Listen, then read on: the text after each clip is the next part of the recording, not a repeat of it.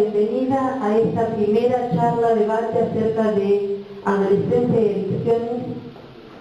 El objetivo de esto es que esta sea justamente un primer encuentro de unas posibles mesas de trabajo para hacer propuestas superadoras en cuanto al rol del Estado para el tratamiento de las adicciones y los adolescentes. Les voy a contar primero que en el marco de qué estamos reunidos. La Asociación Trabajadores del Estado de la provincia de Buenos Aires, como ustedes sabrán, representa a trabajadores estatales.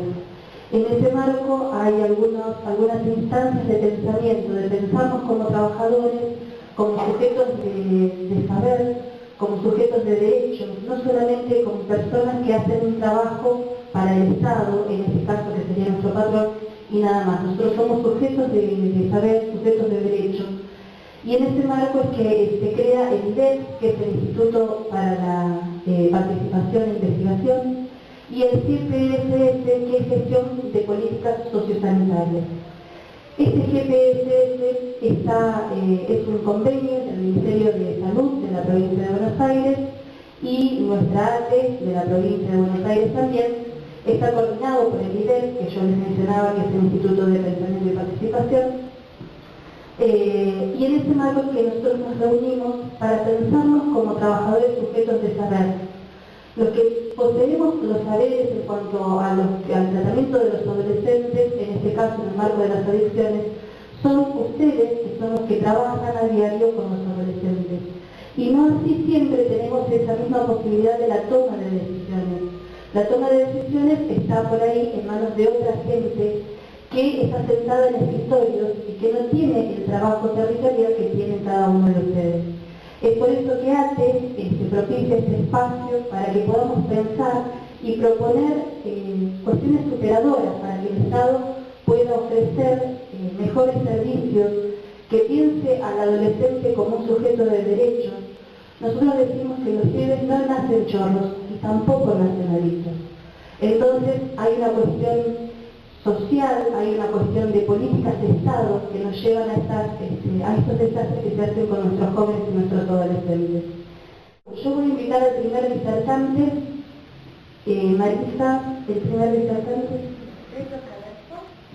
Pedro y Julieta. Somos psicólogos del Servicio de Salud Mental de Liga, nos van a contar su experiencia y su visión acerca de este tema. Hola, ¿qué tal?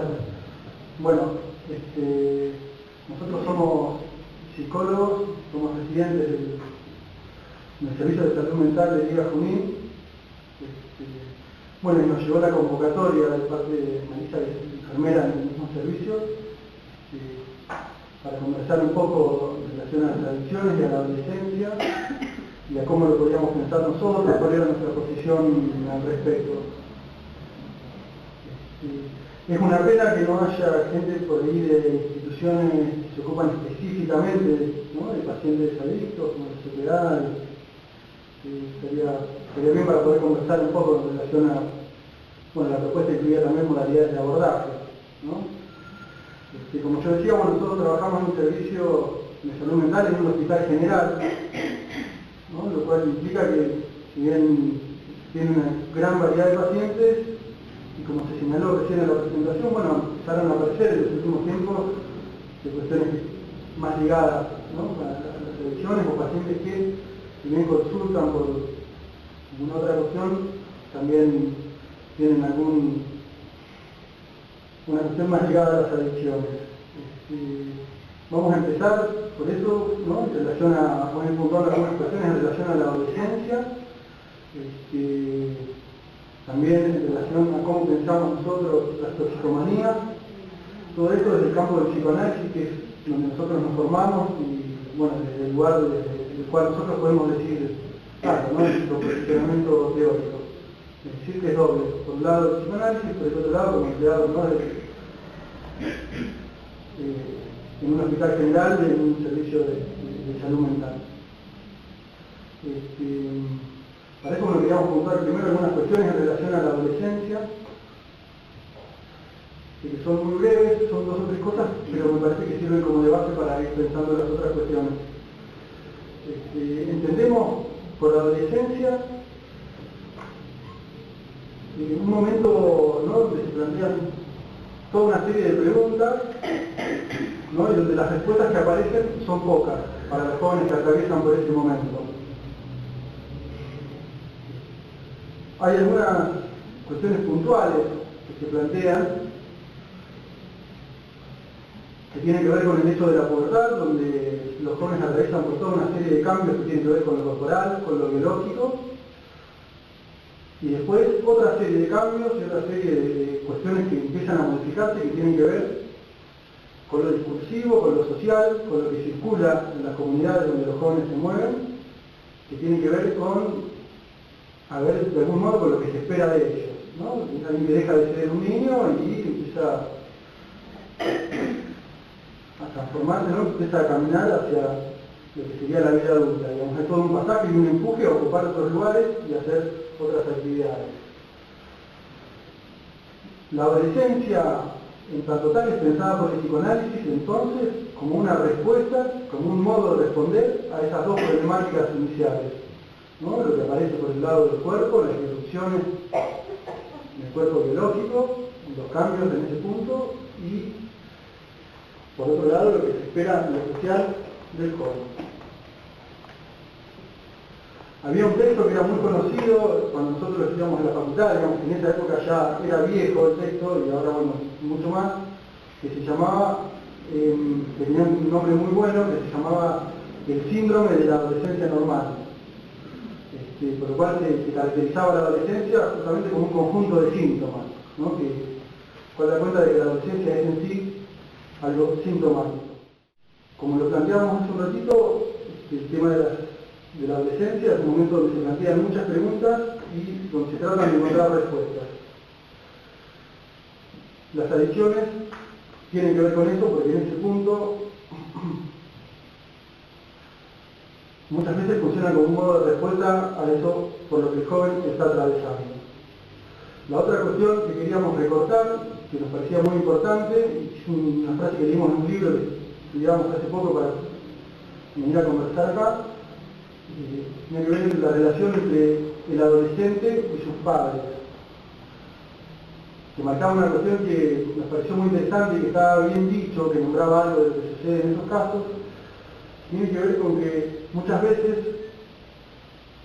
¿no?, cuando los hijos crecen, el hijo adolescente deviene un hijo desconocido que viene al lugar de lo que antes era un niño conocido, ¿no?, con toda la inquietud y extrañeza que eso produce en el marco de cualquier familia. Bueno, lo otro que queríamos comentarles era un poco el modo en el que nosotros entendemos las adicciones y a veces, como le llamamos desde el psicoanálisis, las toxicomanías. Para hablar de eso usamos muchas veces el concepto de fármacon, así como escribimos fármaco, pero fármacon con K. Lo tomamos de una autora que se llama Sylvie de Puisset, que es una autora francesa, que a su vez lee a Jacques Derrida cuando comenta la farmacia de Platón. ¿Por qué toma esto? Porque en este escrito de Derrida aparece el fármacon como una sustancia, pero dice que en sí no es ambigua y es reversible. Entonces, este concepto nos resulta útil porque destaca la ambigüedad y la reversibilidad del tóxico. Esto es, que sabe tomar ora las cualidades de un remedio, ora las de un veneno. Es decir, la sustancia en sí no es ni buena ni mala, sino que depende del uso que se le da. Y bueno, ahora más adelante vamos a seguir desarrollando un poco. Partimos para pensar la cuestión de las adicciones de la tesis central de Freud en El malestar de la cultura, que es un texto tardío de Freud de los años 30. Bueno, ahí lo fundamental que Freud plantea es que la cultura es inseparable respecto de un malestar que le es inherente. Es decir, no hay cultura sin malestar. El malestar no se debe a una contingencia o a una coyuntura, sino que es un dato de estructura. Cuando decimos un dato de estructura, que es algo que es inherente a la cultura misma, queremos decir que es por el solo hecho de que el sujeto pertenece a una cultura. Por estar inmerso en una cultura, sí o sí atraviesa ese malestar, independientemente de las vicisitudes de cada cultura en cada sociedad. Por el hecho de estar en sociedad con otros, hay ciertas cosas a las que el sujeto va renunciando y que eso le procura cierto malestar. Una vez situado el malestar, Freud ubica distintas formas de enfrentarse a esa pesadumbre. Hay por un lado un malestar inevitable y diferentes formas de paliar ese malestar. Entre esas formas, Freud incluye el amor, la religión, el delirio, la sublimación como formas de afrontar el llamado dolor de la existencia humana.